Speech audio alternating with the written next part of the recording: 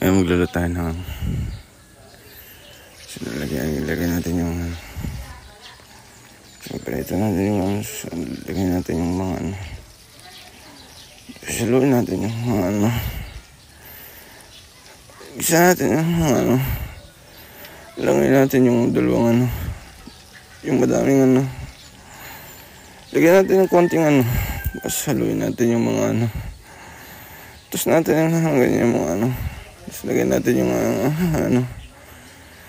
hintay natin yung tapos lagyan natin ng tubig yung ilagay natin ng bata natin yung tapos lagyan natin yung budbud na lagyan natin yung para mahila tayo sa work natin yung para tapos lagyan natin yung lagyan natin yung madaming at lang natin kung malakas pa maganda kaya yung tulak natin yung tapos ba ito? Klaro na ito. Bingin na ako sa tama. Malatin. Natin ang tawag yung ilagay natin ng bata natin yung tapos ilagay natin yung budbud na ilagay natin yung para mahila tayo sa